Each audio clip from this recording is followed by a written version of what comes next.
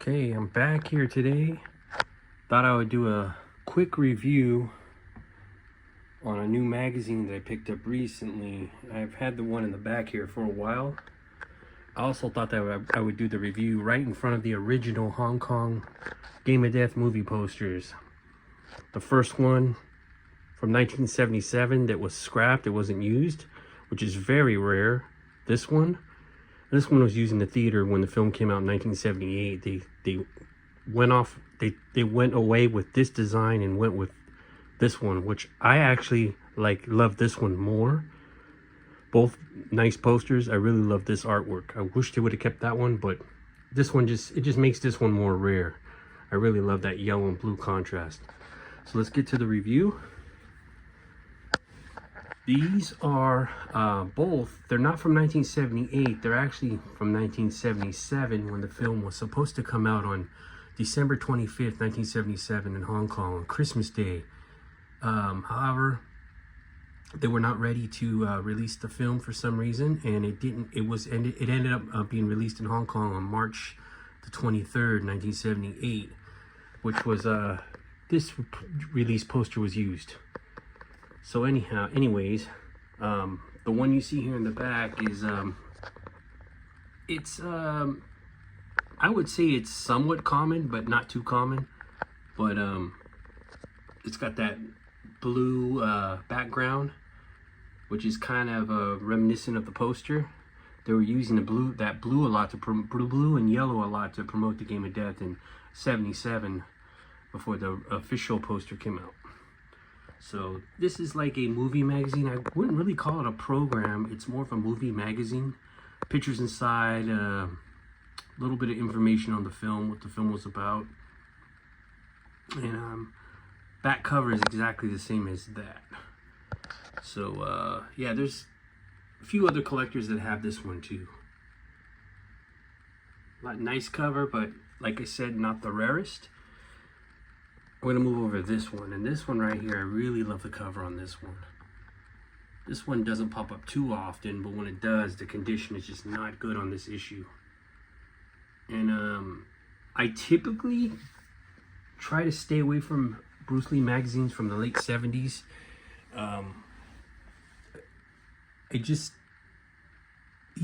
He passed away about 4 years prior, and then they're not as desirable to me. Sometimes I'll find a cover that really gets my attention, and then I might pick it up depending on the price and the condition. But for the most part, I try to stay away from later 70s issues. I like to go with the pre-death, pre-1973, and then right before his death, 73 and before.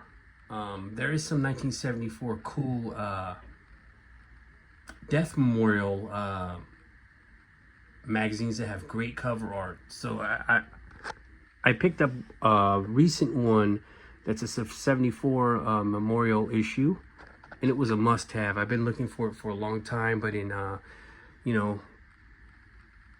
condition that I would pay money for. It doesn't always have to be perfect condition, but I like to get them as perfect as I can, or at least really good condition. But anyways, moving on to this one right here. This one right here, the translation is, of course, Siu Loong. That's Bruce Lee's stage name, Lee Little Dragon. This is Chinese for Game of Death.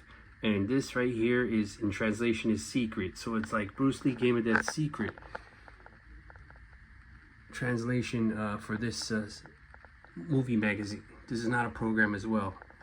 These both came out in 1977. I just love that cover. I've seen other collectors with this, but man, this issue is in really, really good condition. There's no creases, there's no bends, there's no rips. I was really happy to get this magazine. I would score it about maybe a 9.5 out of 10 for condition. Anyways, I'll go ahead and take you guys inside the magazine. I'll be right back. And there's the magazine right there. I'm not a big magazine collector, but like I said, I do love the Hong Kong pre-death magazines that have great cover art. The reason I like the Hong Kong ones, of course, is the cover art. I like the Chinese characters on the front, give it more an exotic look. But it's the origin of where Bruce Lee was making his films from. So when he was alive, all these Chinese magazines that were coming out, they were coming out there in Hong Kong first. You know, like when he was making movies for Golden Harvest or his childhood films, those were coming out in Hong Kong first before anywhere else. They didn't, you know, the other countries got the films later. But that's kind of another reason why I collect the original Hong Kong pre-death items. They're the original stuff.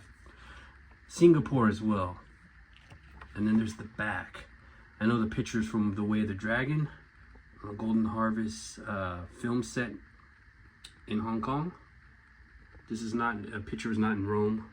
This was the boss's office, and Bruce just going over a scene. Cool outfit that he has on. These shoes and that mesh see-through blue shirt were both at the Norman Borin's World of Bruce Lee, and they were on lend from Bruce's mother, Grace. I heard that she never got those items back. Anyways, we'll flip this over. You can just see the condition of that magazine. I try to stay away from too many magazines, like I said, like all the newer black belt magazines, and they're just too much. They're too redundant. I like to go back into a period of time when Bruce Lee was alive. And once you got all the issues from that era, from that period, you don't really need to collect any more magazines. You got, you know, you can't go back in time and make more magazines. It kind of stops, you know, at a certain point. So I like that as well. I'm going to go inside the magazine right now and just look at the page. The pages have stayed. They haven't yellowed at all.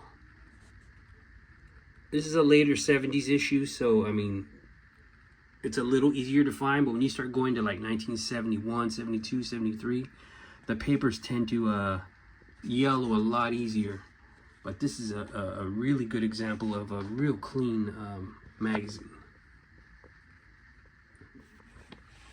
If I do buy a magazine, I like to see that it's clean. No rips, no tears, no loose pages, no damage to the spine. I would rate this as a CGC condition magazine. It's just in beautiful condition. These are the type of magazines that I'm going for. This type of condition and this era and this origin for magazines. I just can't go back to buying black belt from the 80s, stuff like that. The ones that I had in my collection as a kid, I'll keep those, but I mean, it just becomes too much clutter. I'm trying to narrow it down to like the artifacts, to like stuff that was around when Bruce was around during that time period. And yeah, you can see some of these pages look yellow. But I noticed the white paper over there was a different type of paper than this. This is a different type of paper once it got to a certain section of the magazine. I think this paper was already brown, I'm guessing. Because the other one was stark white, and this is like and it feels a little different too. And this one is like the old 70s, early 70s style paper. But nevertheless, this magazine is like, I can't even find a bend in this magazine. A rip, no crease, nothing. There's some other. And this one, just like an interview in Chinese with Bruce's wife, Linda.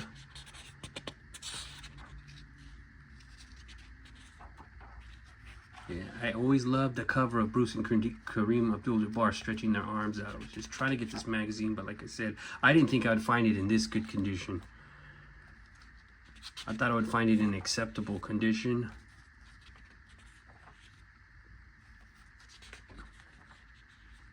Here, see how it goes back to the white paper? There we go. I love about Hong Kong magazines too, especially Golden Movie News. Those tend to hold the best information for the period of Bruce's time in Hong Kong. And they hold a lot of rare photographs in color. And then right here, This just has some printing information on the back. And that's it. And there's the spine right there. Very clean spine. And that'll be it for the review. I got some more items coming in, and I'm gonna try to do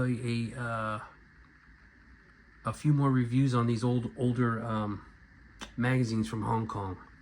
That's it. I'll see you guys later on. Take care.